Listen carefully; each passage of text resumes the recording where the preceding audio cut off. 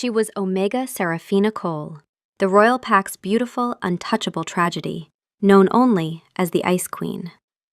He was Alpha King Kieran Blackwell, a ruler burdened by duty and surrounded by the casual arrogance of power. The cruelest thing he ever did was make her believe she was loved. The hardest thing he ever did was prove that she was. The air in the grand ballroom of the Silver Moon Citadel was thick with the scent of pine, old money, and unspoken power. Alpha King Kieran Blackwell stood on the dais, a granite statue of authority, his silver eyes scanning the crowd of swirling silks and pressed uniforms. He was bored. The annual Unity Gala was a political necessity, a night for reinforcing alliances and displaying the strength of the royal pack. But for Kieran, it was a gilded cage. Every she-wolf of notable bloodline preened and postured, their scents blooming with cloying sweetness, each one a potential mate, a future queen. His wolf, a restless beast of shadow and storm, paced within him, unimpressed. It wanted something real, something that did not smell of ambition. Kieran understood that restlessness better than anyone knew. His father, the late Alpha King Aldrich, had ruled the royal pack with a fist of iron and a heart of stone. He had chosen Kieran's mother not out of love but out of strategy, a mating contract signed in ink and sealed with a handshake, never a kiss.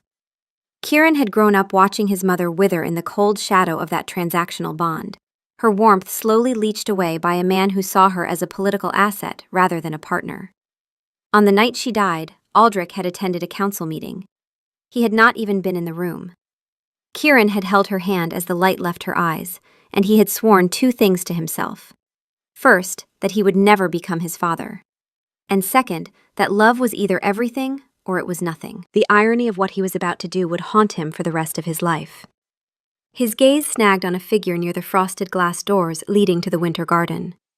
Omega Seraphina Cole. She was not dancing, not speaking, not even pretending to enjoy the festivities. Dressed in a simple gown the color of a winter sky, she was a pocket of stillness in the vibrant chaos.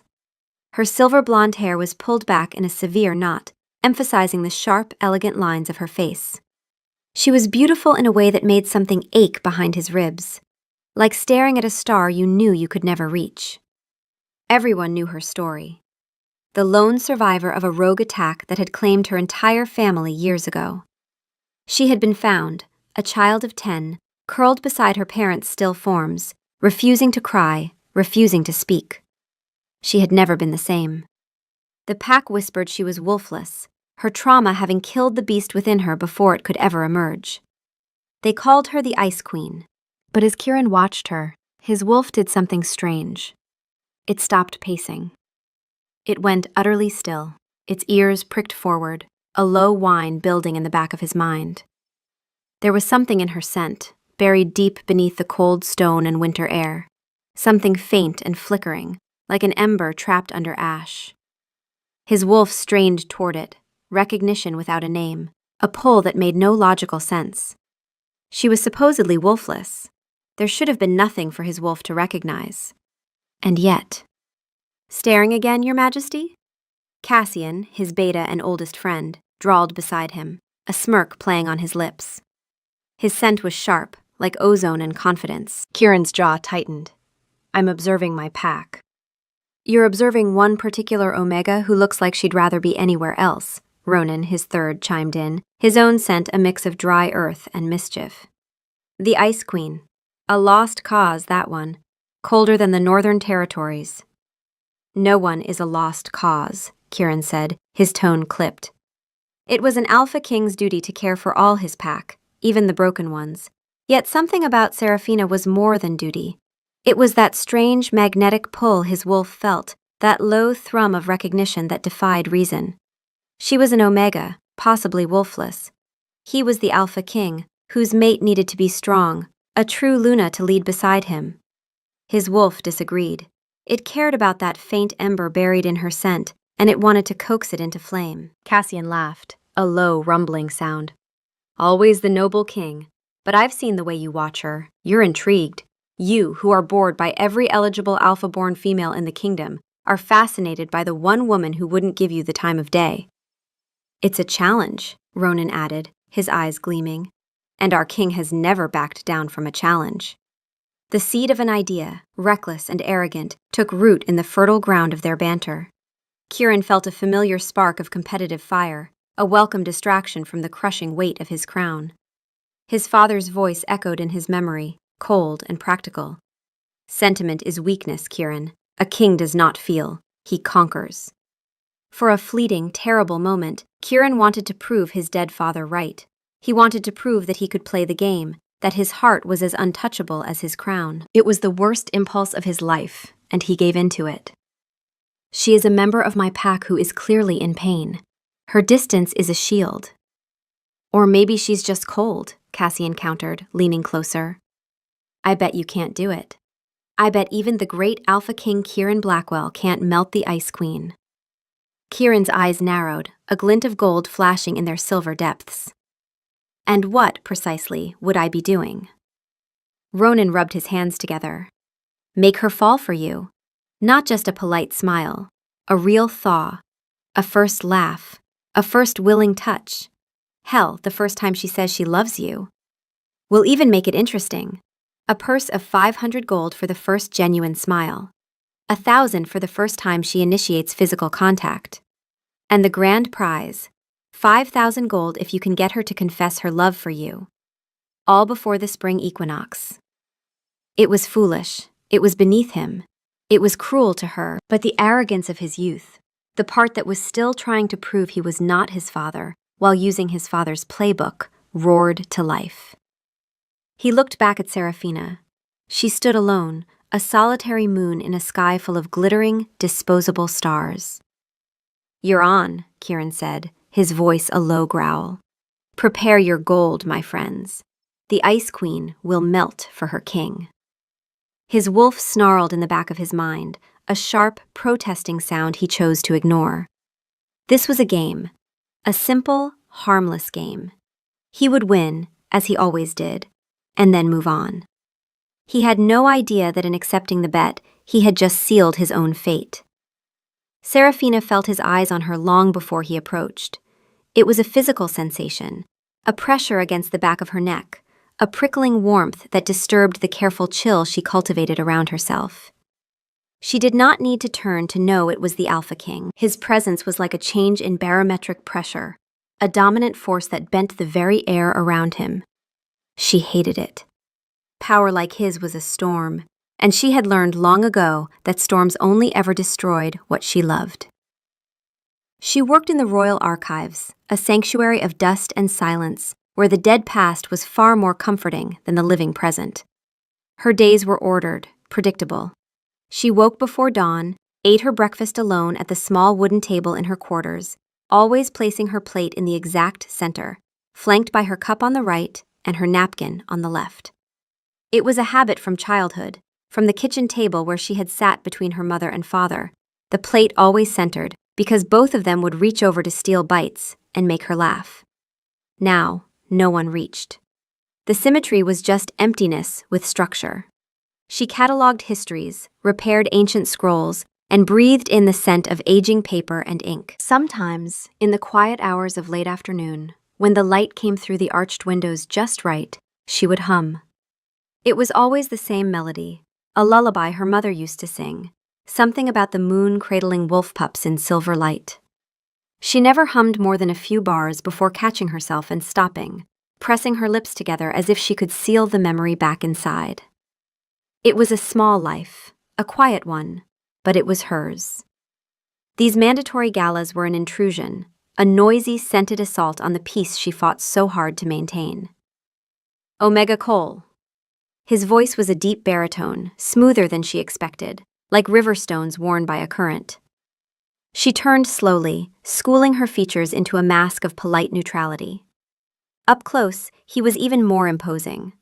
Taller than any other wolf she knew, with broad shoulders that strained the fabric of his formal black uniform. His hair was the color of midnight, and his eyes, those startling silver eyes, seemed to see right through the walls she had spent a decade building. Her heart gave a painful lurch, and deep in her chest, so faint she almost missed it, something stirred. A warmth, barely there, like a candle flame seen through fog. She dismissed it as anxiety. "Your Majesty," she murmured, her voice carefully devoid of emotion. She executed a perfect, shallow curtsy, a gesture of respect required by protocol, nothing more. "You are not enjoying the celebration," he stated. It was not a question. "I am fulfilling my duty to attend, Alpha King," she replied, her gaze fixed on the medals adorning his chest. Looking into his eyes felt dangerous. A faint smile touched his lips. Duty can be a heavy burden. He paused, his gaze sweeping over the crowd, then returning to her. "I've been told the palace gardens are beautiful under the winter moon. Perhaps a brief escape from this duty would be welcome?" Her internal alarms screamed. Alphas, especially the Alpha King, did not seek out the company of quiet, broken Omegas. They sought power, prestige, strong mates with impressive bloodlines. She was none of those things. "Thank you for the offer, Your Majesty, but I am content here." "Are you?" he asked, his voice softer now. "Your scent. It speaks of loneliness, Seraphina." Her breath caught. He used her given name, and he spoke of her scent, the one thing she could not control. Most wolves' scents were a vibrant expression of their emotions. Hers was faint, smelling of cool stone, winter air, and the barest hint of something sad and forgotten, like faded lavender. For him to not only notice it, but to name the core of it, felt like a violation. "My scent is my own business, Your Majesty," she said, her voice turning sharp and brittle, the first crack in her icy facade. He did not flinch. Instead, he took a half-step closer. "Forgive me, that was presumptuous." He held out his arm. "Allow me to rephrase. I find myself in need of a brief respite from the noise. Would you do your king the honor of accompanying him for a walk in the garden?" As two members of the same pack seeking a moment of peace. The request was framed perfectly, a command disguised as a plea, an appeal to pack unity she could not refuse without causing a scene. With a tiny, frustrated sigh, she placed her fingertips on his offered arm. The fabric of his uniform was coarse, but beneath it she could feel the radiating heat of him, a furnace of life that was both terrifying and strangely compelling. As she touched him, that faint warmth in her chest flared again, just for a moment, like a spark landing on dry kindling before guttering out. Her hand almost jerked back, but she steadied herself. It was nothing. It was nerves. As he led her toward the glass doors, she felt the weight of 100 pairs of eyes on her back. The Ice Queen and the Alpha King. The whispers had already begun. Seraphina ignored them, focusing on the cold night air that greeted them. She did not know that this was the first move in a game she was not even aware she was playing. The next morning, Seraphina was back in her sanctuary. The scent of old parchment and binding glue was a balm to her frayed nerves. The encounter with the king had left her unsettled, a stone thrown into the placid waters of her existence. She was meticulously repairing the spine of a book on ancient lunar rituals when a shadow fell over her desk. "Good morning, Seraphina." She looked up.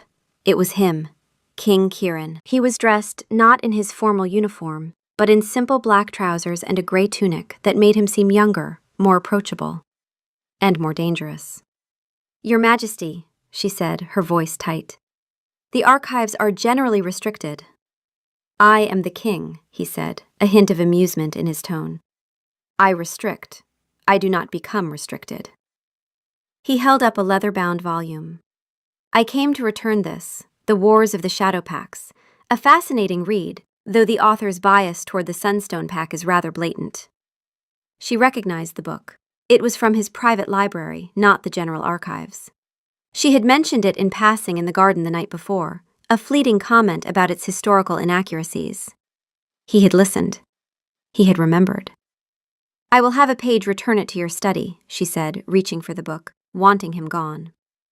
"There is no need," he said, placing it on the corner of her desk, his fingers brushing hers for a fraction of a second. A jolt shot up her arm, and with it came that strange inner warmth again, stronger this time, a low hum in her chest that felt almost like a growl trying to form. She snatched her hand back. His eyes, silver and intense, held hers. Something shifted in his expression, a flicker of surprise, as if he had felt something too. "I was hoping you might recommend another," he said. And so it began. Every day, Kieran found a reason to visit the archives. He brought her books, asked her opinions on historical treaties, and engaged her in quiet debates about the migration patterns of the first shifters. He never used his alpha command, never pushed, never crowded her. He simply existed in her space, a warm, steady presence that slowly began to wear down her defenses. He learned that she preferred tea with a hint of bergamot, that she had a secret fondness for poetry, that the scent of old books was the only one that truly made her feel safe.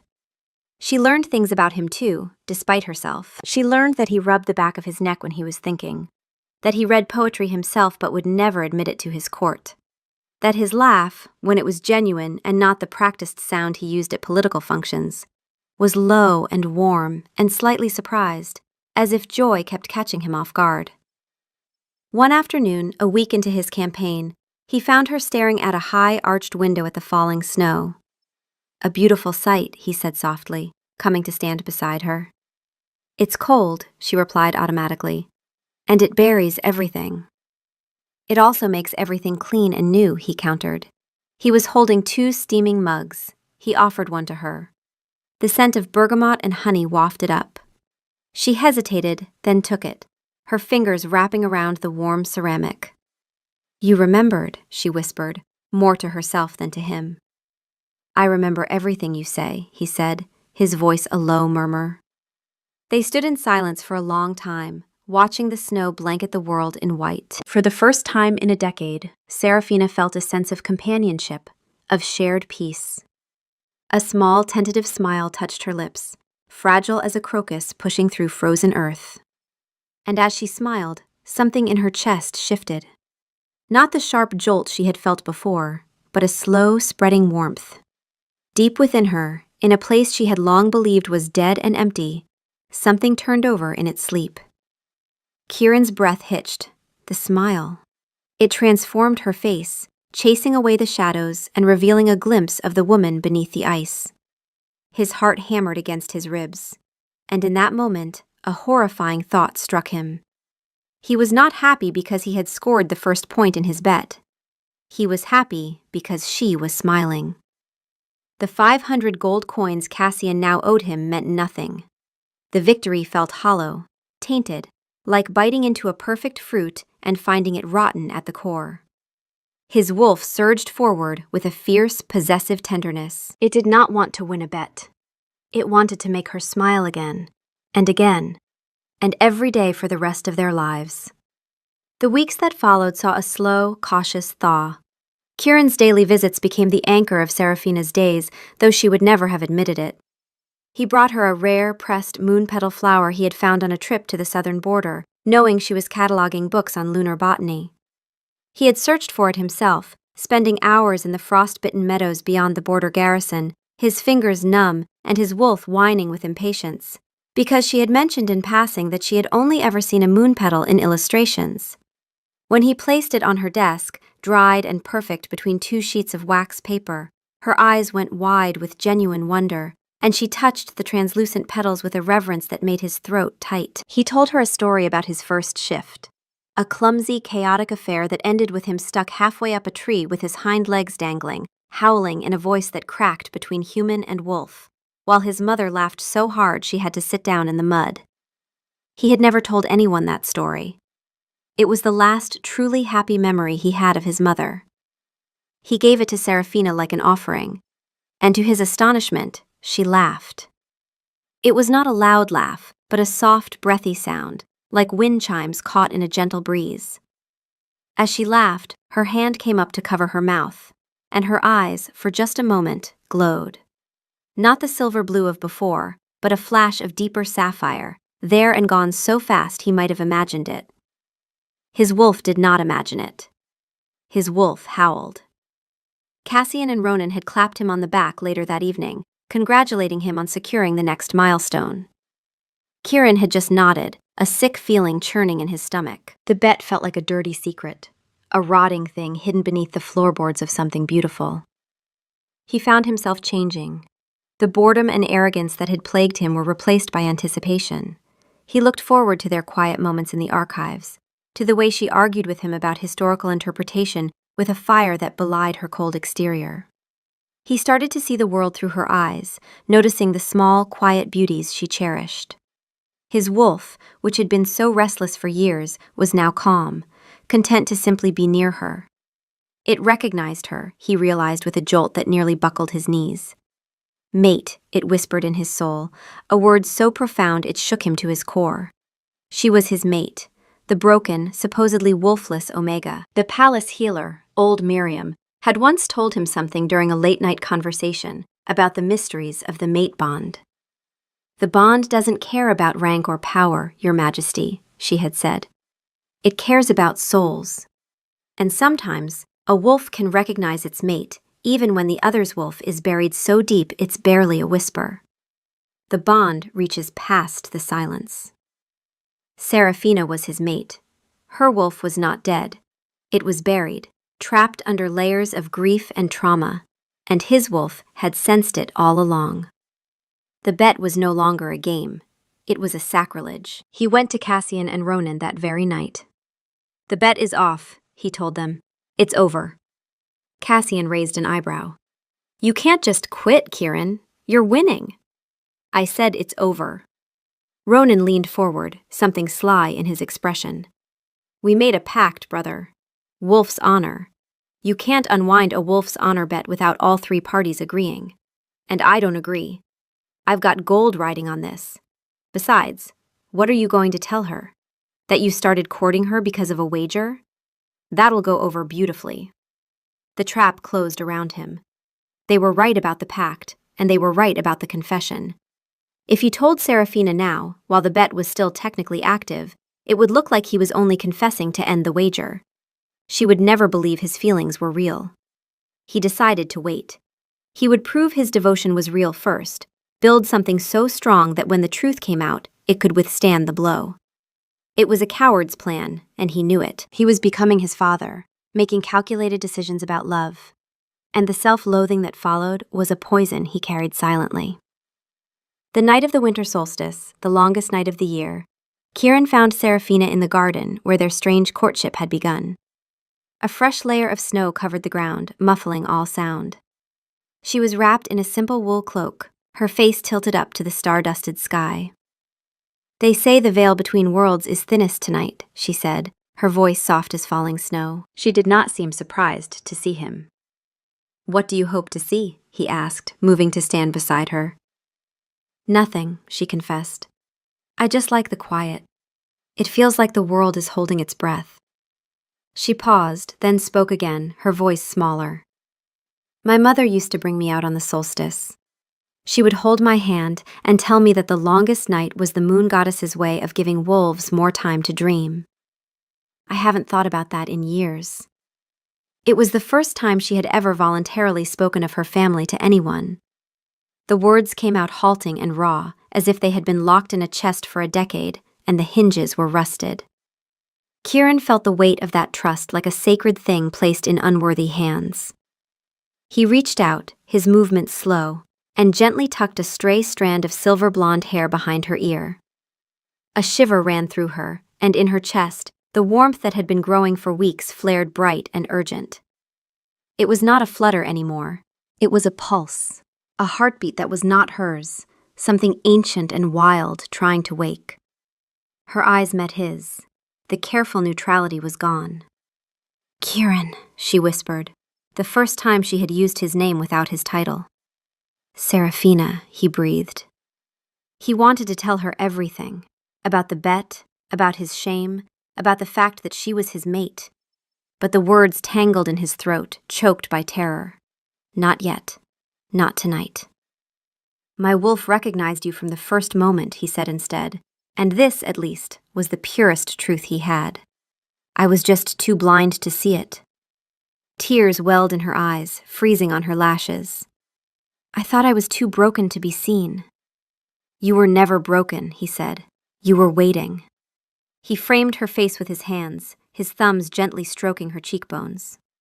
"I love you, Serafina Cole, with everything I am." A single tear escaped and traced a path down her cheek. She leaned into his touch, her own hands coming up to rest on his chest, over his wildly beating heart. The contact sent a tremor through her entire body, and deep in her core, the buried thing stirred violently, a growl so low it was almost subsonic, vibrating in her bones. She gasped. "I love you, Kieran Blackwell," she whispered, the words a fragile offering, a surrender of everything she had spent a decade protecting. Joy exploded in his chest. He leaned in, his forehead resting against hers, and just breathed her in. "Tell her now," his conscience screamed. But he was a coward, and the moment was too perfect, and he could not bear to shatter it. Tomorrow. He would tell her tomorrow. Serafina felt like she was floating. The world, which had been muted and gray for so long, was suddenly bursting with color. She walked back toward the servant's wing, a real, genuine smile on her face. His cloak was wrapped around her shoulders. He had draped it over her when she shivered, and it was enormous on her small frame, carrying the warm scent of pine and storm and something that smelled like home. For the first time since she was a child, she felt safe. She wanted to give him something in return. In her quarters, she had been working on something in secret, a small leather journal in which she had been pressing flowers from every walk they had taken together, annotated with the dates and the things he had said that made her feel alive again. She would leave it on his desk as a surprise. She changed direction, clutching the journal to her chest, her heart hammering with a giddy nervousness she barely recognized in herself. She moved through the corridors of the royal wing, her footsteps light, her scent carrying a note of warmth for the first time in years, living lavender instead of its faded ghost.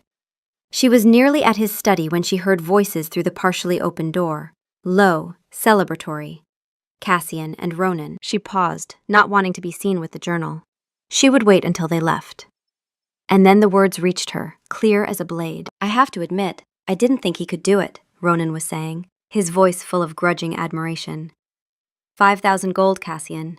Pay up." "The grand prize? Already?" Cassian sounded impressed. "Just now, in the garden. I followed them, couldn't resist, and I heard it with my own ears.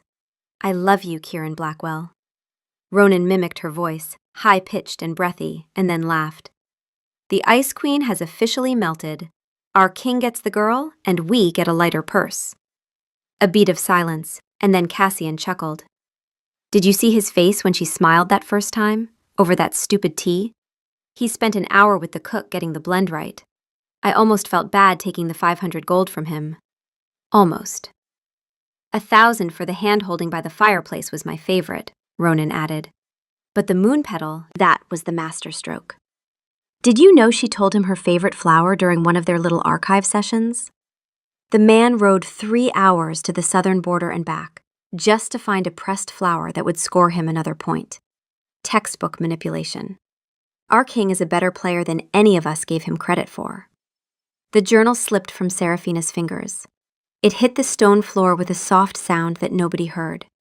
Inside her chest, the warmth that had been building, the nascent wolf that had been slowly waking for weeks, went silent. Not dormant, not sleeping. Silent. The way a living thing goes silent when it is struck so hard it forgets how to breathe. Every memory replayed in sharp, specific fragments, each one a knife. The tea. "I remember everything you say." He remembered because she was a target. The bergamot and honey. An hour with the cook. 500 gold for the smile it purchased. The moon petal. 3 hours of riding, not devotion, but investment. She had touched those petals with reverence, had felt seen for the first time in a decade.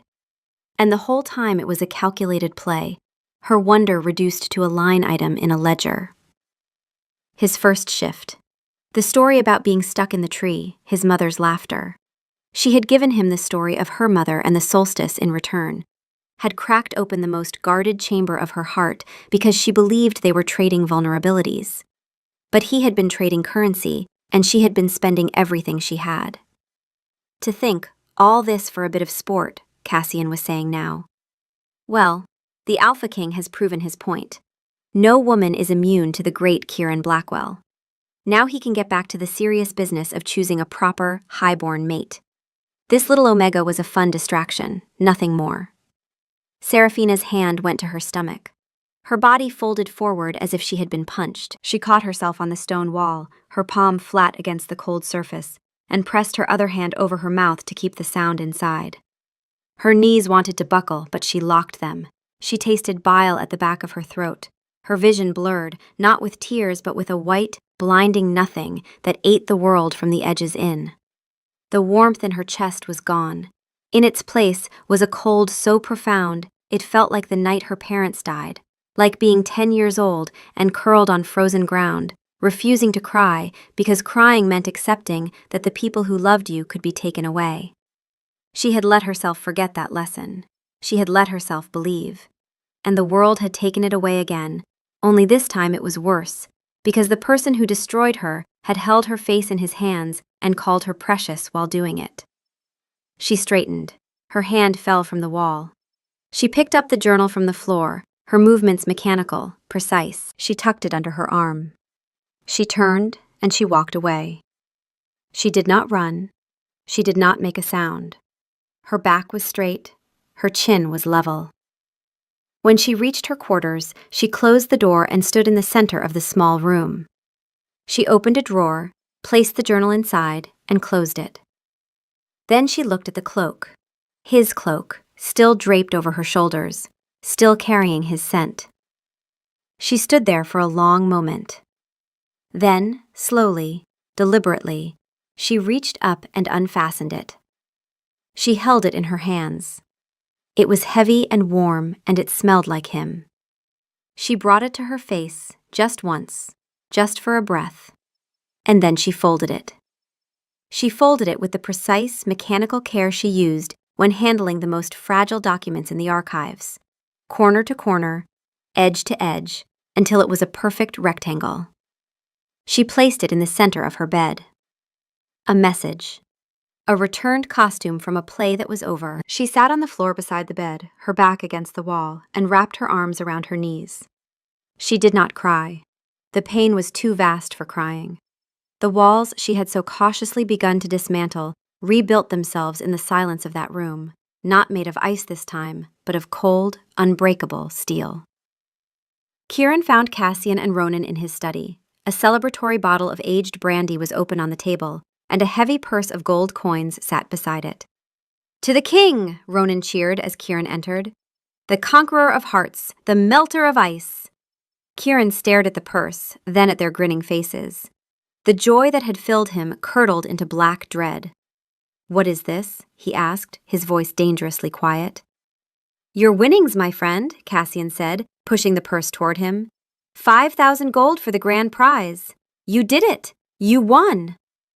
He looked from the gold to their faces, and the full weight of what he had done crashed down upon him. He had stood in the moonlight with his mate and basked in her declaration of love, knowing it was the final point in a sordid game.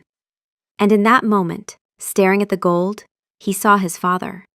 He saw the man who had signed a mating contract instead of making a vow, who had let Kieran's mother die alone while he attended to business. "Get it away from me," he snarled, his voice dropping to a feral growl. His eyes flashed pure gold. The air in the room grew heavy, crackling with his fury. "Kieran, what's wrong?" Cassian asked, his bravado failing. "It was just a bet, a bit of fun." "Fun?" Kieran's voice was a whip crack. "You dared me to play with the heart of an innocent, wounded woman. You put a price on her smile, on her trust, on her love. And I was arrogant enough, stupid enough, cruel enough to agree." He slammed his fist on the table. The wood groaned and split. The brandy bottle shattered, its contents spilling like blood. "She is my mate," he roared, the words torn from his soul. Cassian and Ronan stared, their faces pale. "Your mate?" Ronan stammered. "She is mine," Kieran snarled. "And I have destroyed her." He advanced on them, his shadow swallowing them whole. "You are stripped of your ranks, effective immediately. You will report to Commander Theron at the northern border garrison at dawn. If I see either of your faces in this citadel before I summon you, I will consider it a challenge to my authority. Get out." The words were imbued with the full force of his alpha command. They scrambled back and fled. Kieran stood alone, the scent of brandy and his own despair filling the air. He raced to her quarters. The door was unlocked. The room was neat, Spartan, and empty of warmth. On her bed lay the folded cloak. He picked it up and held it to his face. Her scent was on it, but wrong. The warmth, the living lavender, the hope, all of it was gone. It smelled only of cold stone, the scent of a woman who had retreated so far inside herself that even her body had stopped reaching out. He sank to his knees, the cloak pressed against his chest, and for the first time since his mother died, the Alpha King wept. The days that followed were a special kind of hell. Seraphina did not leave the citadel. She simply vanished from his life. She requested a transfer to the deepest, most remote level of the archives, a subterranean vault where no natural light reached. She took her meals in her room. She did not walk the grounds. The pack buzzed with gossip. The story of the bet leaked within a week. Cassian and Ronan, banished to the frozen border, had been loose-lipped in their disgrace. The pack was divided. Some condemned the king's cruelty. Others dismissed the Omega's feelings as unimportant. The whispers followed Kieran everywhere. His first attempt to see her was met with a closed door. "Seraphina, please, let me explain." No answer. He could feel her presence on the other side, her scent now just cold stone. She was there, she was just refusing to exist for him. His alpha instinct screamed at him to break down the door, to command her to face him. But he had used his power to break her. He would not use it again. So he began to wait. Every morning, before the sun rose, he stood outside her door for an hour. Every evening, the same. He never knocked again. The guards grew accustomed to the sight. He stopped attending to himself. His hair grew unkempt, his jaw shadowed. He ate when reminded, slept in fractured hours. At a public gathering to address a territorial dispute, a lesser alpha named Draven openly challenged his judgment. "Perhaps our king is too preoccupied with his Omega troubles to lead," Draven said, loud enough for the hall to hear. Kieran looked at him. In the old days, he would have crushed the challenge with a single display of dominance. Now, he just looked tired. He handled the dispute with quiet competence and walked away. He did not punish Draven. The pack murmured. Their invincible king was diminished, and everyone knew why. After a week of vigils, he began to write. The first letter was a mess of apologies, desperate and rambling. He slid it under her door. Nothing. The next day, he did not apologize. He remembered. "The first time you smiled, it was snowing. I had brought you tea. I did spend an hour with the cook that morning, but not because of a bet. Because the night before, you had wrapped your hands around a cold mug of plain tea, and I thought, she deserves warmth. She deserves someone to notice what she likes. When you smiled, I felt it in my chest like a crack forming in something I didn't know was frozen. It had nothing to do with gold. It was you, Seraphina. It was always you. Do you remember when you laughed? I told you about falling out of the tree during my first shift. That story is the last memory I have of my mother laughing. She died that winter, and my father did not even hold her hand. I have never told another living soul that story. It was sacred to me, and I gave it to you, not for a wager, but because you were the only person I trusted enough to hold it. The moon petal. Yes, I rode 3 hours. Yes, I searched frozen meadows with numb fingers. But I did not do it because you were a target. I did it because you said you'd only ever seen one in illustrations. And the sadness in your voice made me want to give you every real thing you'd only ever seen in pictures." He wrote about his father, about the cold mating that had killed his mother's spirit, and about his terror of becoming that man. "The bet was proof that I was already him," he wrote. "I treated your heart like a contract to be won. That is my father's sin, and I inherited it. But I am not writing to you as his son. I am writing as the man who stood in a frozen garden and meant every word. The man who loves you did not make that bet. The boy who was afraid of his own heart did." During this time, Kieran did something he told no one about. He had learned from the archives that the Cole family had once had a small estate in the eastern forests. After the rogue attack, the property had been seized by the crown and left to decay. He sent a trusted team to the ruins. They found, buried in the rubble, a smoke-damaged but intact wooden chest. Inside was a hand-bound journal of songs and stories written by Alara Cole, Seraphina's mother, and a small silver pendant in the shape of a crescent moon, engraved on the back with the words, "For my little moon, who will always have light, even in the longest dark."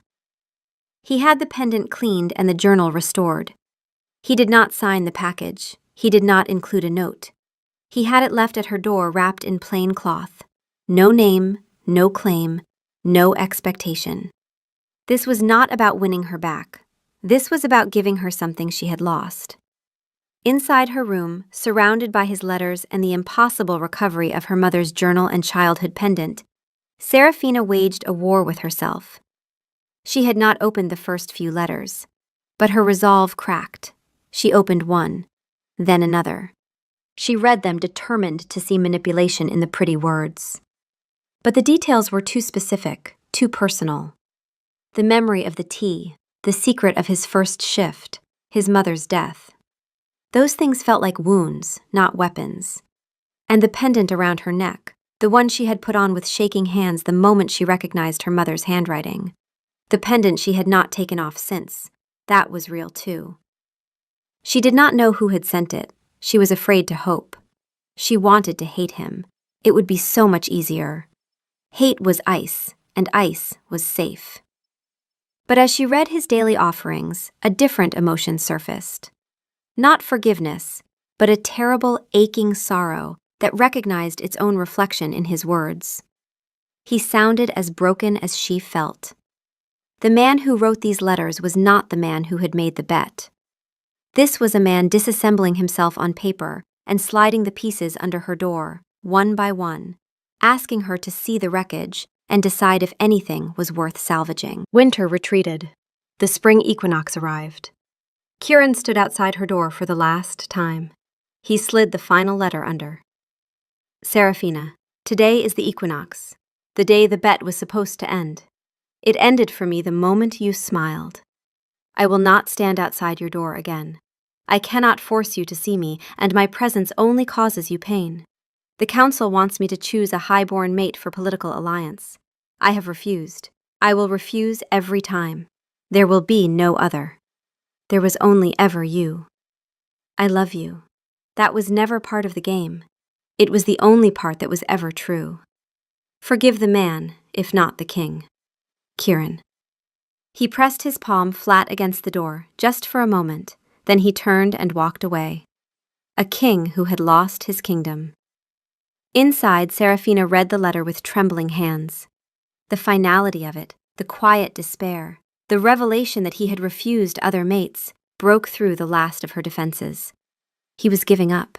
He was letting her go, respecting her silence even though it was killing him. It was the one thing she could not defend against, because all her walls were built to withstand siege, not surrender. A great shuddering sob escaped her lips, the first sound of grief she had made since that night. The tears she had refused to shed flowed freely. She looked at the door. He was gone. For weeks, his presence on the other side had been a torment and a strange comfort.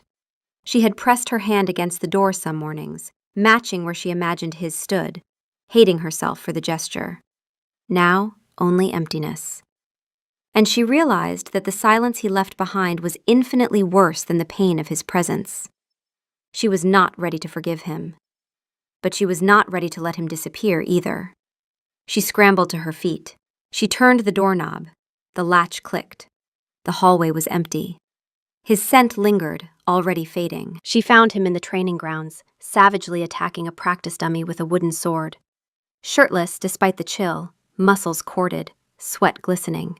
He looked like a man at war with himself, and he was losing. Dark circles under his eyes, hair unkempt, thinner. "Kieran," she said. He froze mid-swing. He turned slowly, his eyes wide with disbelief. Seeing her standing there, he looked like he was seeing a ghost, and was terrified it would vanish if he breathed. "Seraphina," he breathed. The sword fell from his fingers. She took a slow step toward him, then another. She did not run. She did not smile. She stopped a few feet away, Your letters, she began. I read them.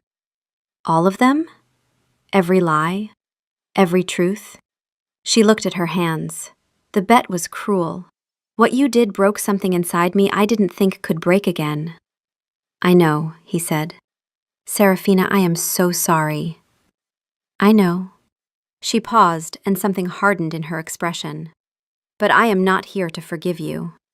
His face fell. She almost broke. Almost. I am here because your last letter said you would stop coming, and I realized that losing your presence hurt more than having it. But that does not mean I am ready to trust you. The woman who loved you in that garden does not exist anymore. This woman needs more than words on paper. He nodded, accepting the blow. What do you need? Time, she said. And honesty. Complete, total honesty. About everything. The bet, your wolf, what was real and what was performance. From your mouth, not parchment. And I need to decide, on my own terms, whether the man underneath the lie is someone I can trust again. I can give you anything, he said, and his voice broke. Anything you need, for as long as it takes. Then we start over, she said. Not from where we were, from the beginning. And this time, there are no games. She turned and walked away. She did not look back. Kieran stood in the training yard watching her go, and the crushing weight on his chest shifted.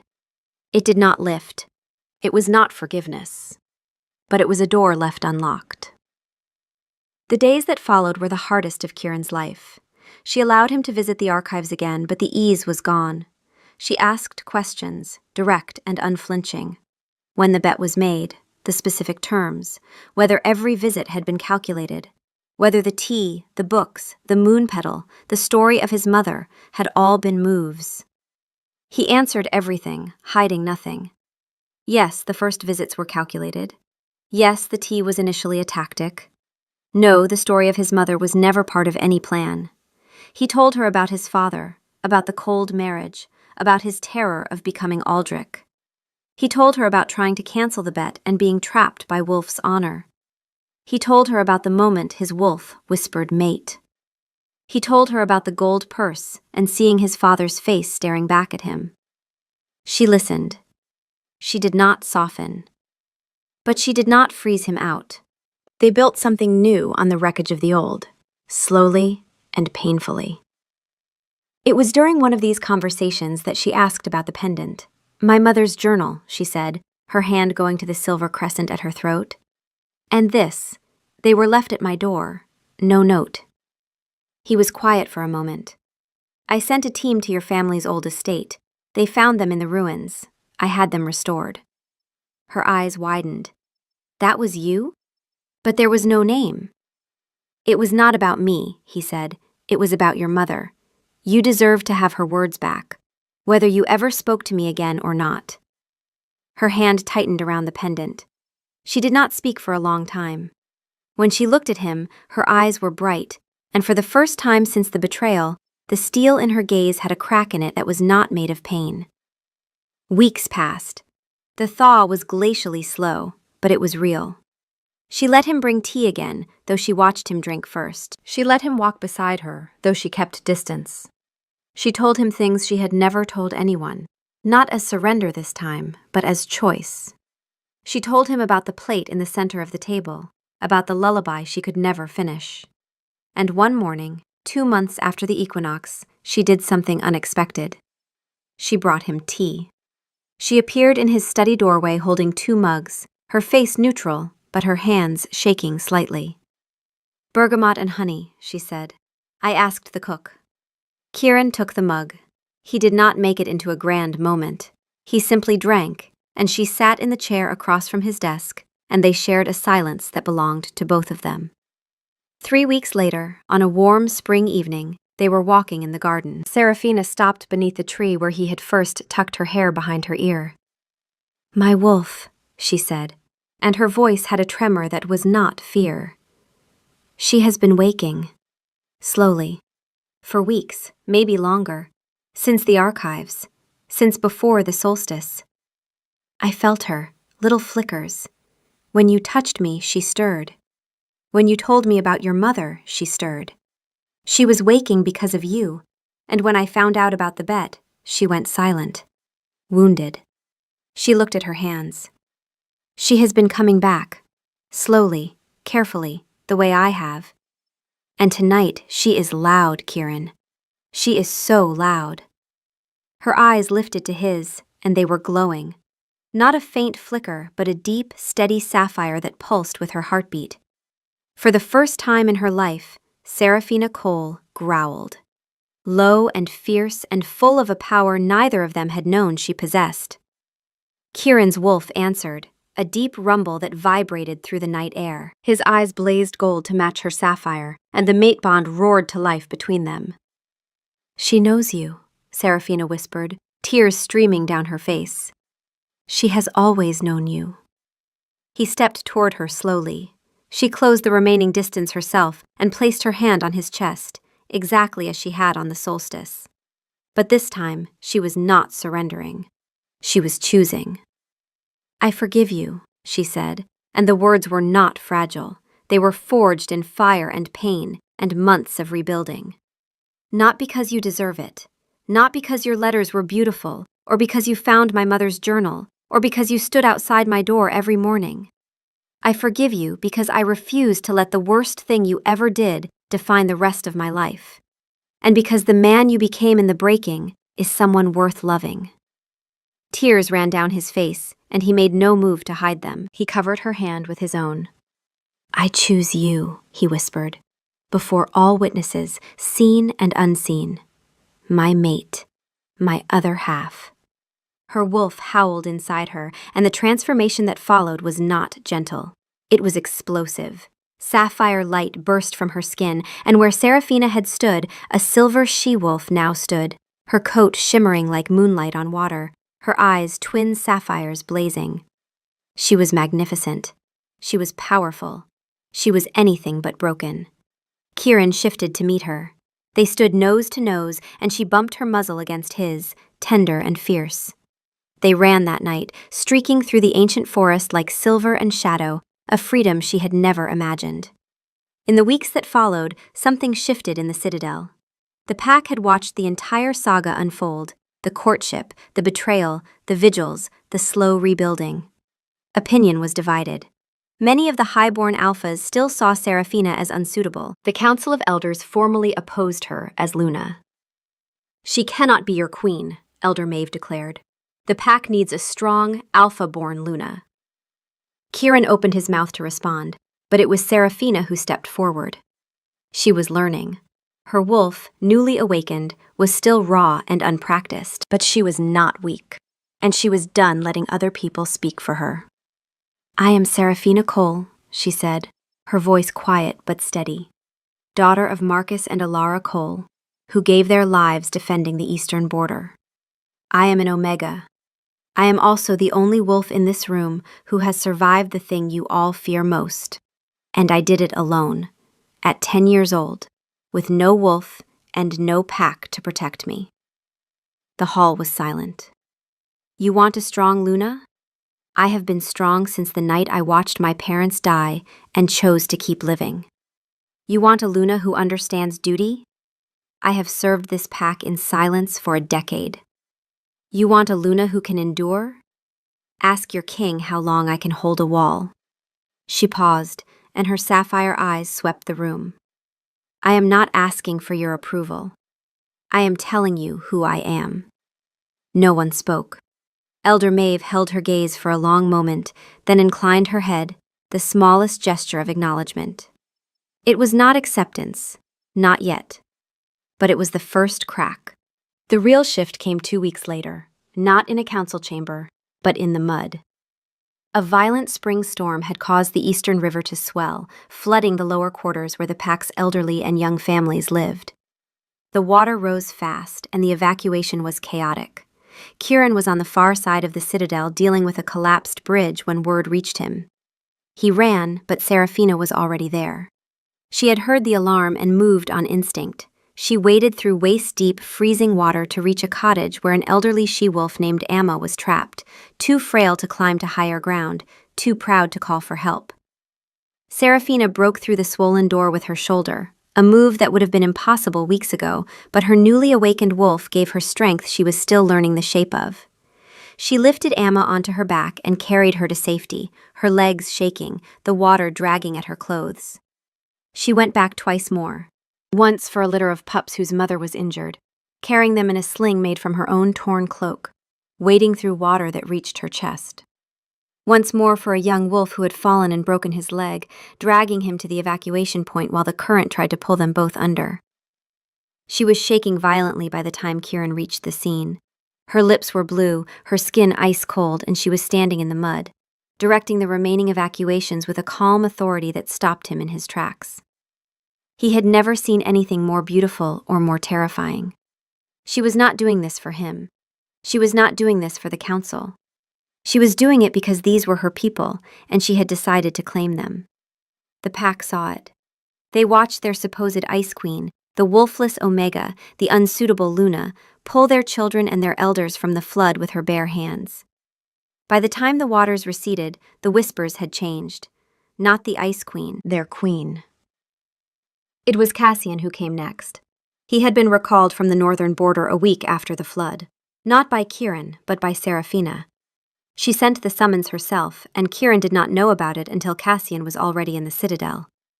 She met him alone, in the archives, her territory. He looked different. Leaner, weathered, the arrogance scoured from his face by months of frozen wind and hard labor. He stood before her desk, the same desk where Kieran had first placed a book and brushed her fingers, and he could not meet her eyes. "My queen," he said, the title still new and strange in his mouth. "You summoned me." "I did," she said. "Not as your queen, as Serafina Cole, the woman whose heart you helped destroy for sport." He flinched. "I want to hear it from you," she continued. "Not a performance, not words chosen to make yourself feel better. I want you to tell me what you were thinking when you suggested the bet, what you thought of me, what I was to you." He was quiet for a long time. When he spoke, his voice was rough. "I thought you were nothing," he said. "That's the truth. I didn't see a person. I saw a challenge, a joke, a way to amuse ourselves on a boring night. You were the punchline, and I didn't care, because you were an Omega, and you were quiet, and you didn't matter to me." He swallowed. "I was wrong. I was cruel, and I was wrong. I mocked your voice. I put a price on your pain. I watched Kieran falling for you, and instead of telling him to stop, I egged him on, because the game was entertaining. That is who I was. I am not here to ask for forgiveness, because I know what I took from you, and sorry doesn't cover it." The silence stretched. Serafina studied him. "You're right," she said finally. "Sorry doesn't cover it. And I may never forgive you." She paused. "But I am choosing to let you come back. Not because you've earned it. Because this pack needs its beta, and because holding this anger is a weight I no longer want to carry. You will earn back your place through actions, not words. And if you ever treat another person in this pack as a punchline, I will be the one who sends you to the border. And I won't bring you back." Cassian looked at her then, and what he saw in her eyes was not ice. It was steel. "Yes, my queen," he said. "It was not redemption, but it was a beginning." On the night of the summer moon, the first full moon after the floods, the pack gathered in the great hall for the formal bonding ceremony. Serafina stood at the entrance of the hall, and for a moment she did not move. She looked down at herself, at the simple white gown she wore, at her mother's crescent moon pendant warm against her skin. She could feel every eye in the room, the weight of their judgment, their curiosity, their grudging respect. 6 months ago, she would have frozen under that weight. She would have retreated behind her walls and counted the minutes until she could escape. Now, she took a breath. She thought of Amma, of the pups, of the young wolf with the broken leg. She thought of the archives, of her mother's lullaby, of the plate in the center of the table. She thought of the woman she had been and the woman she was becoming, and she understood that they were not different people. The Ice Queen and the Luna were the same wolf. One had survived by building walls. The other survived by choosing which walls to keep and which to let fall. She stepped into the hall. The room went quiet. She walked the length of it alone. Kieran waited at the far end, and when she reached him, he did not take her hand. He waited for her to take his. She did. "Seraphina Cole," he said, his voice carrying through the silent hall. "You are my mate, my other half. Will you do me the honor of standing beside me, not behind me? Will you be my queen?" She looked at him, at the man who had started with a lie and burned himself alive trying to make it true, at the imperfect, flawed, stubbornly devoted man who had knelt outside her door every morning and sent an anonymous team to find her mother's pendant, and stood silent while lesser wolves challenged his authority rather than used the power that had hurt her. He was not the king from the fairy tales. He was better. He was real. "Yes," she said, her voice clear and strong. He leaned in and pressed his forehead to hers, and the mate bond between them hummed like a living thing, gold and sapphire, storm and moonlight. The hall erupted in howls. Not all of them were joyful, not all of them were convinced. But enough were, and the ones that weren't would come around, or they wouldn't, and Seraphina found she was at peace with that. You could not melt every heart. You could only stay warm. Later that night they slipped away. They shifted under the full moon, their transformations seamless. His form was a massive black wolf, a creature of power and shadow. Hers was a sleek silver she-wolf, her coat shimmering, her sapphire eyes bright. They bumped noses, a silent affirmation. Then they ran. Side by side, they raced through the ancient forest, their paws silent on the mossy earth. They were not a king and queen, not an alpha and omega.